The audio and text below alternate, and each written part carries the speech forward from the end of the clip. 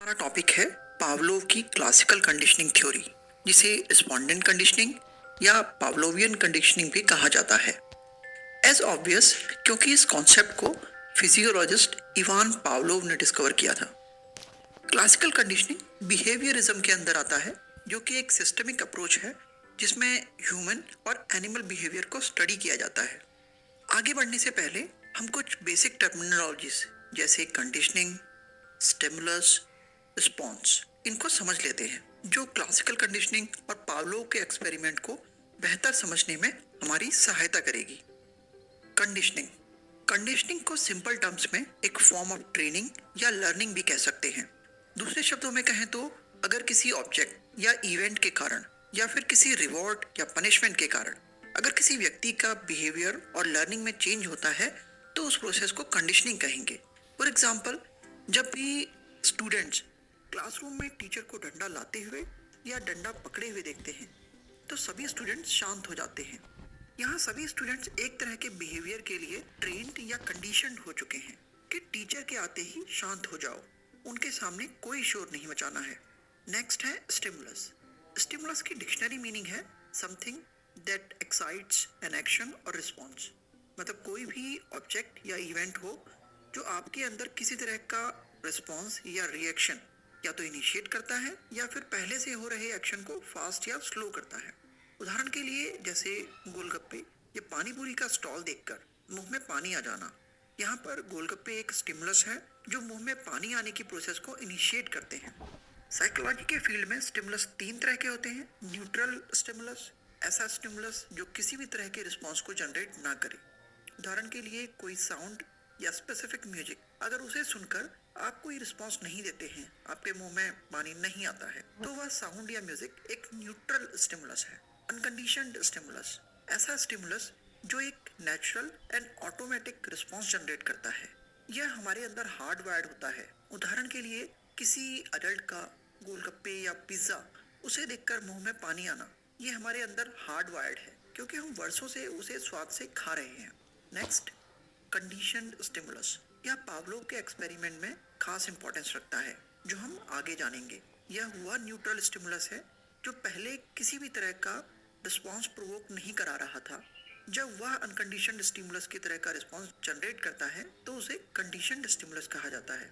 For example, हमने जिस sound या म्यूजिक को न्यूट्रल स्टिमुलस कहा था, जिससे आपके मुंह में पानी नहीं आ रहा था, अगर वही साउंड पिज्जा वाला रोज लगाए तो कुछ समय बाद हम उस साउंड को पिज्जा से एसोसिएट कर लेंगे। और अगर एक वीक के बाद वह साउंड सुनते ही हमारे मुंह में पानी आ जाए, जैसे पिज्जा को देखकर आता है, चाहे वह साउंड पिज्जा वाला बजाए या फिर वह साउंड कहीं से रिकॉर्डेड हो, तब हम उस साउंड को कंडीशनड स्टिमुलस कहेंगे, क्योंकि साउंड कंडीशन हो चुका है हमारे अंदर एक स्पेसिफिक तरह के बिहेवियर को जनरेट करने के लिए। Next is response. जैसा कि ऑब्वियस है, वह रिएक्शन जो किसी स्टिमुलस की वजह से जनरेट हुआ हो। रिस्पॉन्स दो तरह के हो सकते हैं, unconditioned response and conditioned response. Classical conditioning में अनकंडीशनड रिस्पॉन्स एक तरह का अनलर्नड रिस्पॉन्स है जो ऑटोमेटिकली अपीयर होता है जब भी अनकंडीशनड स्टिमुलस आपके सामने प्रेजेंट किया जाता है। सिंपल टर्म्स में कहें तो हमारा नेचुरल रिस्पॉन्स जो कि हमारे अंदर हार्ड वायर्ड हो चुका है। फॉर एग्जाम्पल, खीर को देखकर मुंह में पानी आना अनकंडीशनड रिस्पॉन्स है, क्योंकि हम वर्षों से खीर को खा रहे हैं और उसके टेस्ट की हमें आदत लग चुकी है। Conditioned response. क्लासिकल कंडीशनिंग में कंडीशन रिस्पॉन्स एक तरह का लर्न रिस्पॉन्स है जो तब अपीयर होता है जब भी न्यूट्रल स्टिमुलस आपके सामने प्रेजेंट किया जाता है। फॉर एग्जाम्पल, जैसे पिछले उदाहरण में म्यूजिकल साउंड को सुनकर ही मुंह में पानी आना, क्योंकि इस बिहेवियर को हमने न्यूट्रल स्टिमुलस को इंट्रोड्यूस कराकर लर्न करवाया है। अगर आपको ये टर्मिनोलॉजीज अच्छी तरह समझ में आ गई हैं तो वेल एंड गुड। अगर नहीं आई हैं तो वीडियो के इस पोर्शन को दोबारा देखिए या फिर कमेंट बॉक्स में इससे रिलेटेड क्वेश्चन भी कर सकते हैं। I will be happy to answer those. जैसा कि आमतौर पर होता है, कई अलग अलग साइंटिफिक डिस्कवरीज की तरह पावलोवियन कंडीशनिंग यानी कि क्लासिकल कंडीशनिंग को एक्सीडेंटली डिस्कवर किया गया था। सरप्राइजिंग चीज यह है कि इस साइकोलॉजिकल कॉन्सेप्ट को पावलोव ने डिस्कवर किया था, जो कि एक फिजियोलॉजिस्ट थे, साइकोलॉजिस्ट नहीं। साइंटिफिक डिस्कवरी की कहानी कुछ इस तरह चलती है। 1890 के दशक के दौरान इवान पावलोव एक बार अपनी लैब में काम कर रहे थे। खाना खिलाने जाने के समय डॉग के मुंह में होने वाले सैलिवेशन पर उनका रिसर्च चल रहा था। उन्होंने डॉग्स को खिलाए जाने पर सलाइवा को मेजर करने के लिए हर डॉग के गाल में एक छोटी सी टेस्ट ट्यूब डाली हुई थी। पावलोव ने अनुमान लगाया कि डॉग के सामने अगर फूड रखा जाए तो उनकी लार टपकेगी। सरप्राइजिंगली उन्होंने क्या देखा कि जब भी उनका रिसर्च असिस्टेंट लैब में डॉग फूड लेकर आता था तो कुछ समय के बाद असिस्टेंट के कदमों की आवाज सुनते ही डॉग के मुंह से लार टपकनी शुरू हो गई, जबकि उनका रिसर्च असिस्टेंट अभी लैब में भी पूरी तरह एंटर नहीं किया होता था। पावलोव ने पाया कि कोई भी वस्तु या घटना जिसे कुत्तों ने अपने फूड के साथ जोड़ना सीखा, जैसे उनके एक्सपेरिमेंट में लैब असिस्टेंट के साथ डॉग ने फूड को एसोसिएट कर लिया था, तो उन्हें लगा कि उन्होंने एक इम्पॉर्टेंट साइंटिफिक डिस्कवरी की है। इस तरह पावलोव ने एक्सीडेंटली साइंटिफिक डिस्कवरी की। पावलोव ने इस पर आगे फर्दर रिसर्च किया। पावलोव ने इस आइडिया से शुरुआत की कि कुछ चीजें हैं जो एक डॉग को सीखने की जरूरत नहीं है। उदाहरण के लिए डॉग जब भी भोजन को देखता है तो लार बनाना नहीं सीखते हैं। यह रिस्पॉन्स डॉग में हार्ड वायर्ड होता है, पहले से ही सीखा हुआ। यहाँ पर डॉग फूड एक अनकंडीशनड स्टिमुलस है और सैलिवेशन एक अनकंडीशनड रिस्पॉन्स है, पहले से ही हार्ड वायर्ड डॉग के अंदर। पावलोव ने अपने एक्सपेरिमेंट में मेट्रोनोम को न्यूट्रल स्टिमुलस की तरह यूज किया। मेट्रोनोम एक तरह का साउंड डिवाइस है जो क्लिक का साउंड प्रोड्यूस करता है।